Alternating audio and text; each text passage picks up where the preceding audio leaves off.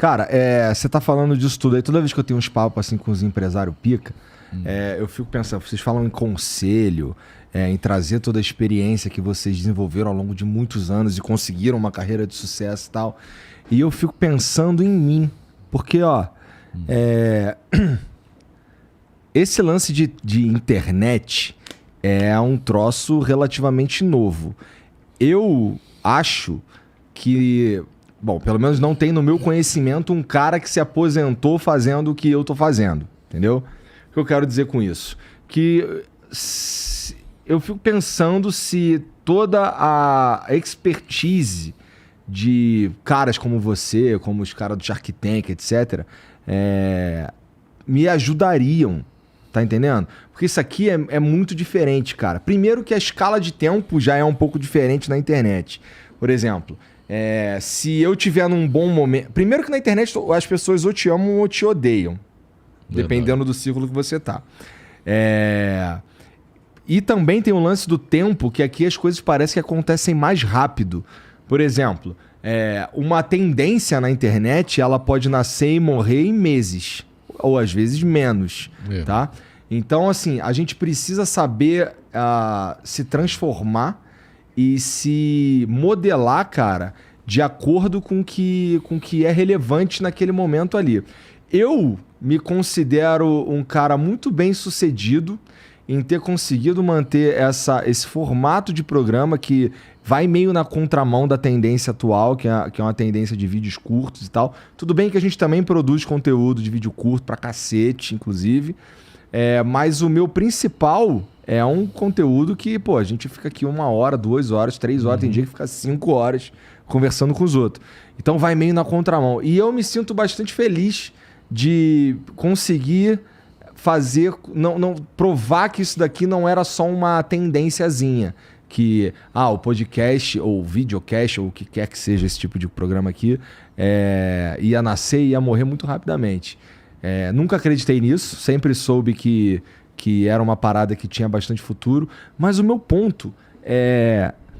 Cara, eu fico pensando, cara, vamos lá, vamos formar um conselho aqui de uns empresários muito foda. Caralho, cara, eu acho que vocês conseguiriam me ajudar na parte, sei lá, cara, de fazer conta da coisa. Porque o funcionamento da parada é diferente, por exemplo, de um planejamento estratégico de onde tu vai botar filial. Veja bem, primeiro você está de parabéns, né? Porque realmente o Flow é uma empresa de comunicação muito conhecida, graças ao seu trabalho da sua equipe, então estão de parabéns. Mas aqui você não pode esquecer que é uma empresa. E toda empresa tem que ter gestão. Porque o que você faz é diferente, mas por trás tem que ter gestão. Toda empresa tem que dar lucro, toda empresa tem colaboradores, né? A empresa tem que dar lucro, senão ela fecha. Então você tem que implementar um sistema de governança corporativa, porque governança corporativa nada mais é do que pessoas para ajudar você na gestão empresarial. Porque você começou pequeno, mas a empresa foi crescendo. Hoje é uma grande empresa e precisa de governança corporativa, precisa de gestão, precisa de liderança, precisa de compliance, né? O fato que você já teve alguns fatos aqui, alguns problemas que talvez se tivesse uma compliance por trás disso, talvez tivesse evitado, entendeu? Então são questões aí que tá, Janguier. Esse tipo de compliance aí só não se aplica ao que a gente está fazendo. Porque, se um dia alguém me pautar no que eu vou falar aqui, você pode ver, eu não tenho nenhum papel. Você me perguntou no começo, daí é o que a gente vai conversar. Você tinha perguntas aí. Não é, as coisas vêm. E assim... Bom, falando claramente, o Monark, cara, ele era um cara que, era totalmente sem rédeas. E assim, por mais que eu me comunique de uma forma muito mais cuidadosa, qualquer assunto pode ser debatido aqui. Então, é difícil, sabe? Esse complexo, não pode falar disso. Se um dia alguém falar pra mim, tu não pode falar disso, eu fecho isso aqui e vou embora. Vou dar aula de inglês de novo. Toda empresa tem que ter regras de compliance. Porque tem coisas que não se pode falar. Porque dá problemas. Então, tem regras de compliance. Toda empresa. Pode ser essa sua empresa, pode ser uma faculdade, pode ser um restaurante, pode ser uma livraria, tem que ter regras de compliance. Então isso passa pela governança corporativa. E daí que você tem pessoas que já têm experiência na área de governança, na área de compliance. Compliance é apenas um exemplo da governança corporativa. Essas pessoas podem lhe auxiliar. Diz, que tal você criar o código tal, o estatuto tal, o código de ética, ou isso aqui, porque no seu programa, vocês sempre, quando for, tem que pensar que não pode tocar nesse assunto, porque esse assunto muito delicado pode causar problema. Estou dando apenas um exemplo, né? Então, claro que se você tivesse aqui um conselho, inicialmente consultivo, porque geralmente o conselho de administração é mais para empresas grandes, para SAs, por exemplo. Pessoas com experiência em áreas, em expertise diferentes.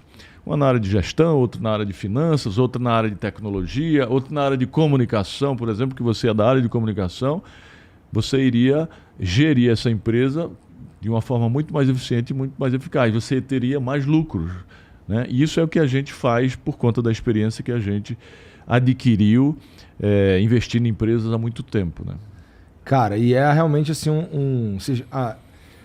o que você construiu assim, é realmente impressionante. Mas assim, no meu mundo aqui, cara, por exemplo, ó, aquilo que você falou, a gente começou pequeno, era um canalzinho de internet, e a gente, quando deu certo, a gente olhou para um cenário que não existia e decidimos criar um cenário, um lugar que fosse rico de pessoas assistindo e uma cena que principalmente atraísse uma grana, porque a gente podia ser o dono de um bolo pequeno ou o dono de uma fatia de um bolo gigante. Foi por esse caminho que a gente foi. Mas assim, é uma parada que é muito difícil de você... Por exemplo, eu não sei se eu sou eu acabo sendo um empresário, porque tem muitas decisões aqui que eu acabo tomando. Mas uma das coisas que Deus jogou no meu colo, inclusive, foi a noção de que eu precisava de um cara e de pessoas, na verdade, que soubessem lidar com empresa. Que é isso que você falou mesmo, querendo ou não, uma empresa. Duas coisas que você tocou aí de extrema importância. Você disse, será que eu sou empresário? Em primeiro lugar, antes de ser empresário, você tem que ser empreendedor. E as pessoas pensam que empreender é só criar empresa. Não. Antes de criar empresa, empreendedorismo é atitude, é ação, é estado de espírito, é estilo de vida. Empreendedorismo é você transformar pensamentos em ação e sonhos em realidade. Quando você tem esse comportamento, tem essa ideia, tem essa mentalidade, você está empreendendo. E antes de empreender empresarialmente, antes de você criar uma empresa, você tem que empreender na sua vida, no seu CPF. Antes de empreender em CNPJs, empreenda no seu CPF. O que é empreender no CPF? É você acreditar em você, é você ter autoconfiança, é você ter autoestima, né, que pode fazer as coisas, como você tem. Então eu digo inicialmente que você já é um empreendedor da vida, porque você é um cara altamente autoconfiante, uma pessoa de autoestima, é uma pessoa que acredita em você. Eu vejo ao longo das suas entrevistas, dos seus podcasts,